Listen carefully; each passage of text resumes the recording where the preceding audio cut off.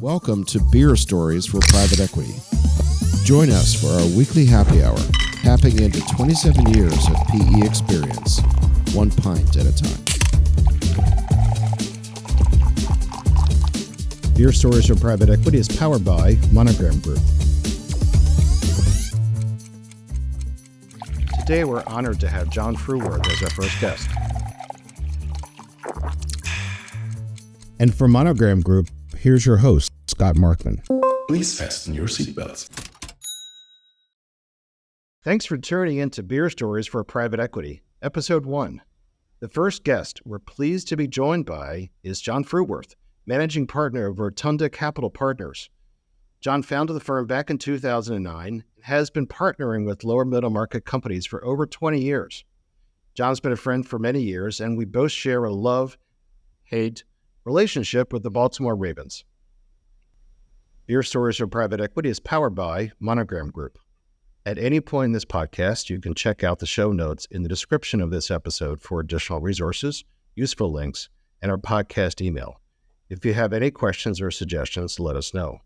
This is our first episode, so if you're interested, please consider subscribing so that you can know when we release new episodes.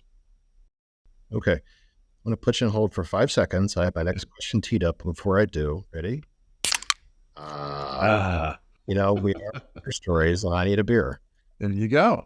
So, I want to live by our principles. This is a fine New Belgium Mountain Time Premium Lager for those marketing people from New Belgium who are listening. Anyway, so we're going to spend our time today really talking about your career and the firm, right? That's going to be the editorial kind of arc of this. Okay. So just share with me and our listeners, kind of your origin story, starting with maybe college, MBA, whatever, and why did you get into private equity and why did you decide to start your own firm? Well, thanks, Scott. Thanks for having me today. And in terms of an origin story, I grew up all over the country, but ended high school outside of Milwaukee. Yeah, I ended up, oddly enough, working for a oil company, Conoco, out of undergrad for a couple of years. So I knew I needed to do something different and went back to business school. Had the opportunity to go to University of Virginia, the Darden School, and was there. And once I graduated, went into investment banking in a small fledgling bank down in Charlotte, North Carolina. Did that for a couple of years and switched over to leveraged lending. And that was really my first exposure to private equity and what an LBO was and how it all worked. And I got amazing credit training that I'm, as I look back now, 25 years later, I really am thankful for the credit training that I received. Were you working? This was First Union, the old bank that became Wells Fargo. North Carolina? What's that? Were they out of North Carolina? Yeah, Charlotte. Yeah, we were based here. First Union became Wachovia, became Wells over the years. And so I went from leverage lending to a group that we did everything up and down the right side of the balance sheet, which was a special group within the bank, which was really a cool opportunity. It was 3 MDs. I was a VP. I had a couple junior people, and we did 7 deals in 1 year, and I worked nonstop, but it was amazing training. And then I had an opportunity in 2003 to join Allied Capital, which at the time was, a publicly traded BDC, business development company, that had been around for 50 years. I lived in the Chicago suburbs from 03 to 05. I met my partner, Corey, socially at that time. Yep. And then just hold that. And then for a minute, I moved to DC with Allied and met my partners, Bob and Dan. The 3 of us worked as a deal team together. And then, so we started our Rotunda Capital journey in 2009, late 2008, early 2009. We did our first deal in 2009. And then we were off to the races. At that time, it was not going to be feasible to raise a fund. So for the next decade and over 12 different deals, we were an independent sponsor, or some people call them fundless sponsors, right? And it really was raising money deal by deal. I call it the 3-ring circus. Find the deal, diligence the deal, raise the money at the same time. And there were many good things about that, but it was also hard. Hang on a sec. That's a bit of a slog. Most firms don't choose to be a fundless sponsor for 12 years. Yeah, so it was 10 years, 12 deals. But there were a lot of great things about being an independent sponsor. We got to do what we wanted. You could sit and wait for fastball middle. You didn't have the headaches of managing people. You didn't report to anyone else. So there are pros and cons to it. I think ultimately, two things really drove us to go to the funded route, which was one, we saw that there was more opportunity to improve the businesses in which we were investing, and that was going to require more internal team and payroll and so forth. And then secondly, we would spend sometimes months working on a transaction only to have the owner of this family founder business say, well, I've got you and I have Scott, and Scott has a fund and you don't, and he'll for sure have the money, so I'm going to go with him, even though you're probably the better buyer. And that's pretty disappointing. And so we just kind of got tired of that story.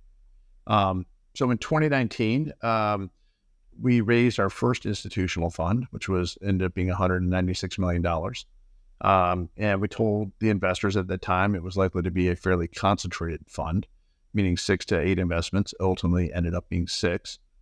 We got through that fairly rapidly. And then last year, in June of 2022, we closed on the second institutional fund, which was $405 million. So you've developed, something loosely called the Rotunda Way. You've got some principles that I'm imagining you've honed over that period of time when you were an independent sponsor. You did stuff.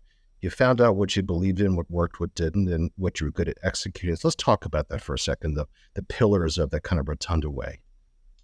Yeah, it's interesting. We when Bob, Dan, and I started the firm in late 2008 to 2010, as the three of us were coalescing, and then Corey joined us in 2013. One of the things that we put together were what were our core values, and how do we think about what it meant to work at Rotunda, what it meant to be, how do we interface with others. What's interesting is, while those felt genuine and real, and they are real and genuine, I did not understand or appreciate how that set of core values would resonate in the future, years and years later, with potential owners of businesses. I can't tell you how many times that we go to talk to a new potential portfolio company, and the owner says, I love the fact you have core values. Ours are partnership, integrity, transparency, and excellence. And before we even get into talking about the business or who Rotunda is, they say, well, why did you pick, transparency? And what does that mean to you? It's funny because we use that word too, and already we're bonding over core values. So I think that's the first thing is sort of accidentally, while it was important to us to start with core values, it's turned out to be with family founders, which is the only types of businesses we've ever invested in, to be a really interesting starting point. Secondly, I would say the family founder businesses are all idiosyncratic. Each is a snowflake. It could be one generation transferring to the other. It could be multiple siblings and who's doing what. It can be someone that is the original entrepreneur that wants to grow the business, knows that they don't have the means or skill set to do it, but wants to still roll and own a significant stake. So each one of these, my point on this is listening. It's absolutely critical as you go through the process of meeting these entrepreneurs, listening to what's important to them. They're all terrified of private equity. They've heard the shark stories about how private equity comes in and ruins the culture and whatnot. And these people care deeply about their employees, about their customers, their suppliers, and they know they can grow and they know that they can be better, but they also don't want to destroy what's made Firm X really wonderful. So I think it's important to listen and try and suss out what their real objectives are.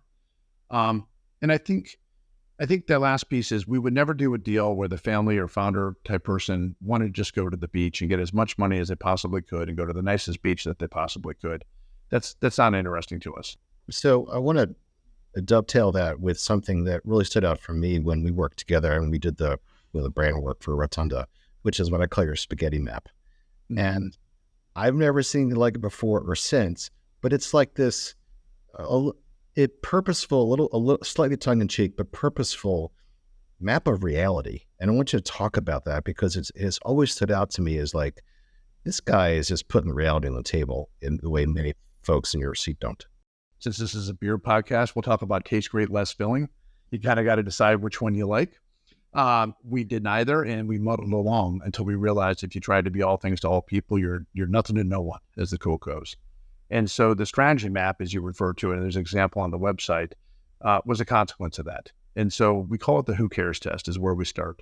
What we ask the entrepreneur and what we're desperately trying to figure out during diligence is why does this company exist? And if they went out of business tomorrow, who would care and why? And if you can really articulate that crisply, many entrepreneurs are not clear about it, right? They've been in business 20, 30, 60 years, 1, 2, 3 generations. They make a lot of money. That's great. But then, we'll ask them, why do you guys exist? Oh, we have great service, lots of locations, deep inventory, on and on and on. They'll give you 6 or 7 things. And that's not really the answer, right? There's usually 1 or 2 reasons that a customer buys from you, and they're not crisp on that. So that's the first thing we use the strategy map to hone in on. Then the next part of the strategy map is really understanding that we think that financials are the tail, not the dog.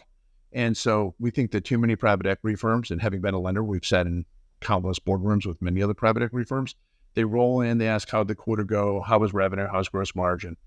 Honestly, that's like the tail. That's if you've done the right things upstream. Not the driver. Totally, right? So if you want to increase sales, let's not have a conversation like, hey, you should double sales. Well, no kidding. The right answer is, okay, if it takes 100 sales calls to make a sale, either we improve the efficacy, so it's 50 to 1, or you've got to do 200 if you're going to do 2 sales, right? And so which way are we going to tackle sales growth? Or it's not just enough to say, hey, raise your gross margin. Let's give you some tools to dig into how you're procuring, how you're pricing your product, right? And so you can learn to drive your gross margin through the upstream activities that result in the downstream financials.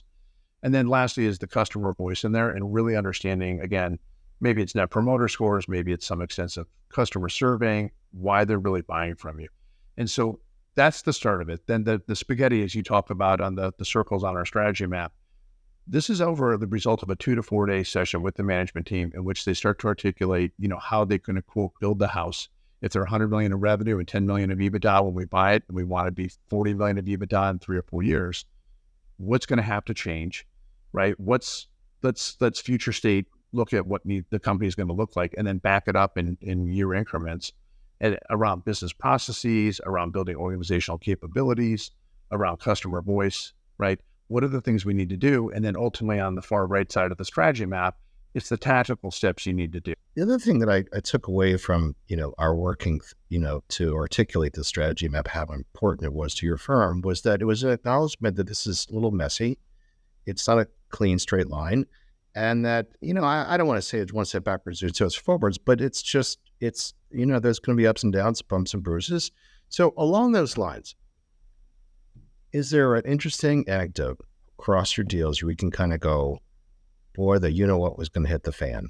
Mm-hmm. And, this is what we talked about and responded with. And, it was a happy ending. Anything come to mind?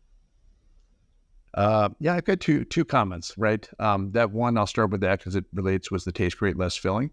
What happened is then, because we weren't clear, we took on a customer that was much larger than our capacity to handle that customer. Our systems weren't built for it. Our people weren't trained for it. And it was an e-commerce logistics business, so warehouses around the country. We put them into our largest warehouse. We blew up that warehouse, so to speak, operationally, which then caused us to get into financial distress, which then caused us to spend 2 years working it out with the lenders, all because had we been clear up front about, hey, this is a great customer and you can make money, but it's not the right customer for us, right? Now, ultimately, that deal took us 7.5 years and we made nearly 3 times our money. That's great. But that was a really long slog. And like I said, most things in life, like the strategy map, come out of that circumstance. The other example I would give you is right out of business school, I was working on a high yield bond offering, and the head of high yield said to me, who had a deep credit training, he said, "Look, John, it's great to think about all these esoteric risks, but the thing that usually kills you is the thing you can see, right? It's customer concentration, so on and so forth." We did a deal where, and I'm not going to use the company's names, a preeminent consumer name in this country, everyone would know on this podcast. We were able to team up with them and provide a product that they weren't currently providing. And unfortunately, it never in a million years occurred to me that firm with a stellar customer reputation in the marketplace would have done something at high levels that basically caused them to get out of control and out of compliance with their regulators, think financial services. And as a consequence, they shut down all new initiatives, of which our investment was supporting one of those brand new initiatives. Oh, to the converse, anything that ended up happening that was so far beyond your wildest dreams? You're thoughtful, you execute, you measure all this stuff, and you just didn't even see this crazy success You, in spite of, kind of your collective efforts, it was like 2-3x beyond what your wildest dreams. Any stories like that? Yeah, we on the deal side, we've been very fortunate. We've had some amazing outcomes. That is a combination really of the management teams working exceptionally hard, our deal teams supporting them, our operations teams as well. But I would say a little bit different one. I would actually say raising the first fund. I think it's like a lot of entrepreneurial activities, and that raising a fund is certainly entrepreneurial in that regard. I think if you knew how hard things were, you probably wouldn't start. And so our first fund took us about 18 months to raise. It took over 200 meetings. And so, Meetings. yeah, 200 initial meetings. And, there, while we had a great story, there were things we certainly could have done better. I think that the lessons I took away from that are humility, right? And perseverance. You and I are both Ravens fans, and, relentless is one of their taglines, and you had to be relentless. And the partners and I had talked about, okay, we're going to make this transition from independent sponsor to funded sponsor. Yep. And I said, guys, this is a one-way door, to use the Amazon quote, right? A two-way door, you can make a decision. If it doesn't quite work out, you can back up and go back through the door. One-way door is a door in which you step through it and it closes behind you. Or it's akin to, rowing the boat up on a shore, burning it to the water line, and then heading inland. And I said, that's the mindset we have to take. If we're going to start raising this fund, we cannot fail, right? And we're going to do whatever it takes. So I would say when that fund closed, it was really a proud and successful moment, not just for me, not just for the partners, but for the firm. The investors that took the shot with us and invested in us, they were really investing in Rotunda as a business. They were really assessing the overall team and some of our teammates from, Rohit and Rhoda and, Ellen and on and on. And I think that they saw that, this is a really good team that, is learning to be a funded sponsor, but someone that we can get behind and back. And I'm very thankful those LPs took a chance on us and continue to support us today. What's so great to sort of even, I know you well, I know your firm well, but just even to hear this story and how you describe it. And I think to myself, your career and story arc with the firm is akin to mine and ours. I'm in year 34, and this is my life's work. Clearly, Rotunda is your life's work. And you treat it that way. And it's just bloody obvious. And, there's you're dug in, take it seriously. There's a lot of pride involved. And you celebrate the highs, and you lick your wounds and lows, and, all of that stuff. And so there's an entrepreneurial story to running your firm that, again, I don't hear that often in the world of private equity. It tends to be a little bit above that kind of mindset. And I just hear that coming out of you just very genuinely. Yeah, I'm just very thankful for the team. I mean, I look back at some of our first hires, and I'm sometimes amazed, right? They took a shot on us coming out of top tier business schools, and they're going to join this fledgling, firm, and it's really worked out. And I think, it's never lost on me that two things. One, the LPs on which for whom we invest, right? There's teachers, and there's firemen, and there's policemen, there's real people, there's real retirement plans. And we have a strong fiduciary duty to those people to try and perform to the best of our ability. And secondly, I would say to my team members, I mean, it's never lost on me. These people are trusting me to, help grow the firm in a way that they can be successful in their careers, but they're trusting us with their mortgage payments, car payments, school payments, vacations, baby shoes, and, it's humbling to find have assembled a bunch of people on a team that really works at a high level. We have really kind of a no bickering or no backbiting type of a culture. People are incredibly supportive. I just had a really touching moment. We had our first woman go out on maternity leave. I've got several moms that work for us, but the first time mom, and totally without guidance or direction from anyone at the partner level. All the junior people sat down with this woman, broke apart what it is that she was doing. Each of them took tasks so that while she was gone for 90 days, everything was still going to get done. They just did it themselves. And that's very much the culture that, we row together and we win together. And these people just picked up the ball and ran with it. I loved it. It really was awesome to see. The core principle in MonogramGroup is when it's a team, lose a team. Yeah, totally. You don't have to repeat it. It's either obvious in how people act and make decisions, and allocate time and whatever that don't. And if anybody is not sort of adhering to that, then they're sort of told stick to the script. It's really simple. We had a funny interview process. This young man did really well on Zoom and on phone, and we brought him in person, and I interviewed him, and something just didn't feel quite right. And every person after me in 30-minute increments walked down to my office and said, I can't quite put my finger on it, but this doesn't feel right. And it was awesome because none of us could quite identify it, but all of us knew it. And so he wasn't the right fit for us. I'm sure he's done really well elsewhere, but you've got to be true to your culture and what works for you. And interview very carefully to make sure that you're selecting the good apple. Awesome. Well, we are almost out of time, and I want to make sure that we carve out our 2 minutes on our favorite subject, which is the upcoming NFL season. Then we'll get to the real stuff, which is the Ravens. Okay. But the one thing, if you ever read, there's a book out about the Ravens and training camp, and it's entitled Next Man Up. Yes. It's one of the reasons I love the Ravens is there's no whining about, well, the left tackle got hurt or this didn't happen. It's just next man up, zip it and get on with it, which is what you have to do in business, right? That relentless quote I said before, I hang that flag of that little Ravens thing. I framed it from years ago. It sits in my office. It's an adage for Rotunda. It's an adage for a football team. It's an adage for anyone that wants to be successful. You have to be relentless in the pursuit of excellence and relentless in the pursuit of in the face of adversity, quite frankly. I live in Chicago. I lived here 35 years. And so I have this kind of interesting perspective to compare and contrast the Ravens as an organization, as a business, as a culture, all that stuff with the Bears. And while I love the Bears, I am not a huge fan of the family that owns them. And I think that they are not skilled at a lot of things. And one of them is culture. And one of them is, frankly, the checkbook. And it plays out in outcomes across the board. And in the last, 20 years, how many times have Ravens been awful? The answer is like a handful. Right. And, we're disappointed when they're 500. How many years have I lived here where the Bears have been 3-13? It's like night and day. And, I take pride in the Ravens doing things the right way in terms of managing the long term, putting the product on the field, putting the players in the best position to succeed. And whatever happens. But, long term, it's great to be their fan. All right. Sir, thank you so much. This was just an absolute pleasure. You and I hit it out of the park, I hope. And I hope that our listeners all agree.